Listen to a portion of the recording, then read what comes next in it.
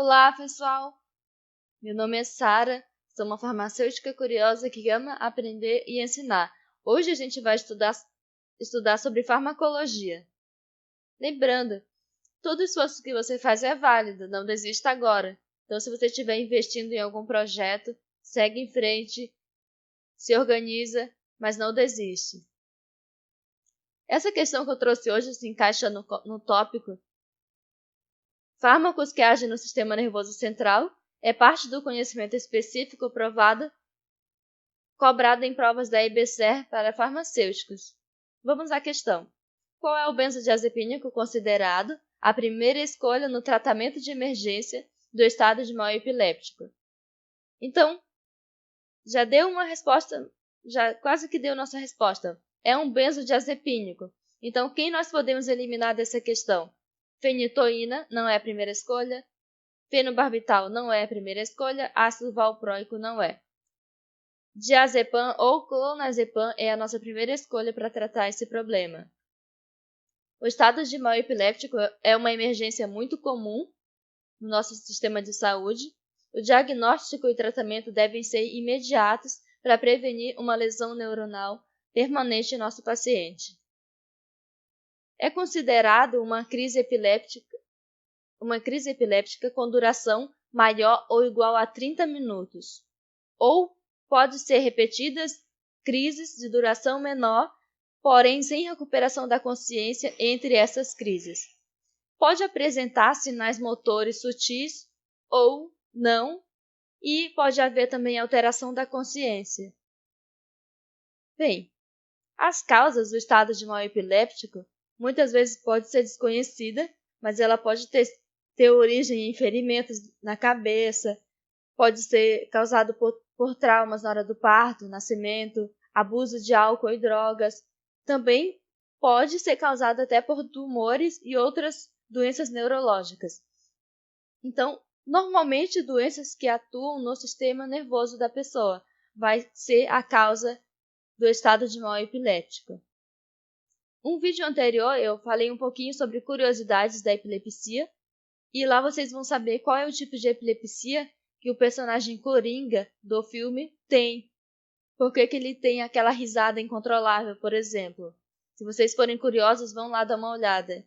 É bem interessante. Primeiro, vamos aprender o que é benzodiazepínico. O benzodiazepínico são aqueles medicamentos tarja preta que vão ser dispensados pelo menos umas 3 caixas numa farmácia comercial por dia. É muito prescrito. É o diazepam, alprazolam, midazolam, clonazepam. Todos esses são medicamentos hipnóticos e ansiolíticos muito prescritos. Usualmente ele é usado para tratar quadro agudo de ansiedade, então o médico pode prescrever para isso, pode prescrever para um transtorno de humor, insônia, para crise convulsiva e outras condições. Só que tem uma repetição ali, né? Todas essas condições afetam o sistema nervoso central. Então, o benzodiazepínico ele age inibindo o sistema nervoso central. Ele potencializa a ação inibitória do principal neurotransmissor do nosso sistema nervoso central, que é o ácido gama-aminobutírico, o GABA.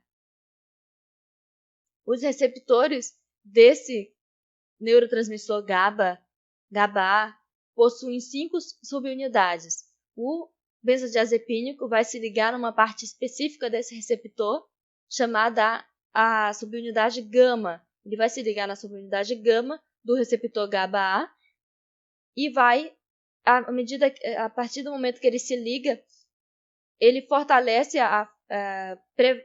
promove a formação do complexo entre o GABA e o seu receptor. Então, o GABA se sente mais atraído pelo seu receptor. Ao se ligar, ele abre os canais de cloreto, aumenta a condução intracelular, afeta a membrana do neurônio, causa uma despolarização. Então, esses receptores, além de estarem ligados ao receptor GABA, além do GABA se ligar ao seu receptor e inibir todo o sistema nervoso, esses receptores são mantidos em baixíssima afinidade pela ação do peptídeo endógeno GABA-modulina. A GABA-modulina seria responsável por regular essa inibição para ela não ser forte demais. Quando eu uso um benzodiazepínico, a GABA-modulina não consegue exercer essa função. Olha aqui nosso receptor GABA. 5 subunidades. 2 subunidades alfa, 2 subunidades beta e uma gama. Onde o benzodiazepínico se liga? Na gama. Quando ele se liga aqui nessa ilustração, se liga na subunidade gama, o GABA é chamado para se ligar na sua porção alfa. Quando ele se liga na porção alfa, abre canais de cloreto, despolariza a membrana e causa inibição.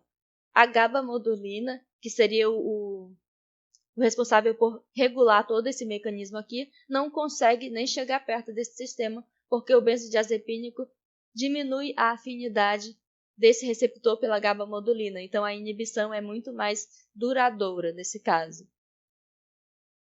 A questão nos disse que poderia usar a fenitoína para o estado de mal epiléptico.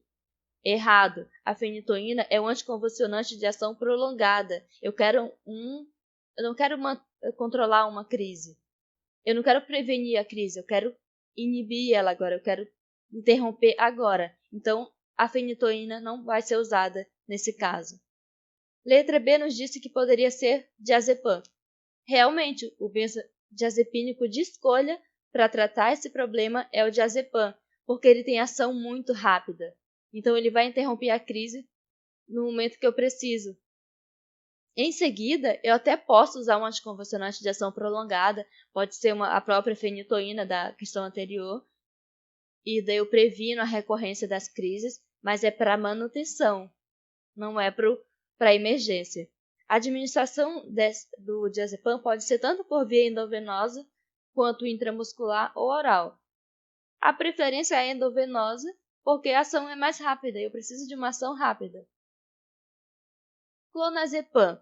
Clonazepam é um benzodiazepínico, mas ele é um benzodiazepínico mais fraquinho, produz inibição leve, então eu vou usar ele só para manutenção das crises epilépticas. É claro, os médicos prescrevem também para ansiedade, transtorno de humor, depressão, então é usado para outras coisas, mas ele poderia sim ser usado para manutenção de uma crise epiléptica.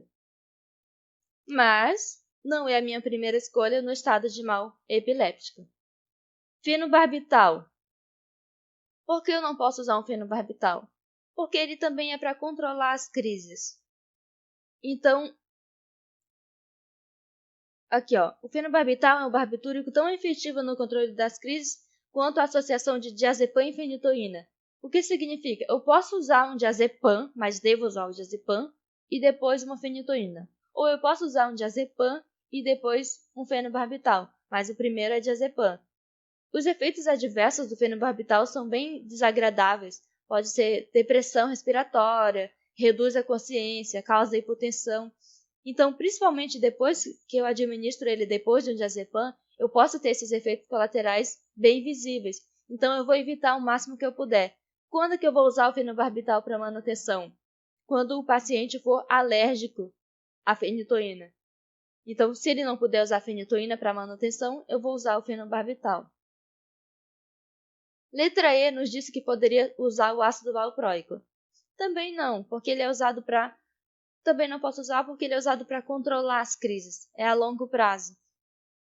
Ele vai ajudar bastante no controle das crises. Tanto é que ele pode ser prescrito tanto isoladamente quanto em combinação a outros medicamentos para tratar a crise epiléptica. Quanto ao ácido valproico, ele é praticamente a mesma coisa que o divalproato de sódio. O Depaquene é a base de valproato de sódio. O Depakote é a base de divalproato de sódio, mas ambos em seu metabolismo se dissociam em ácido valproico. Então, o mecanismo de ação e a tolerabilidade é bem semelhante.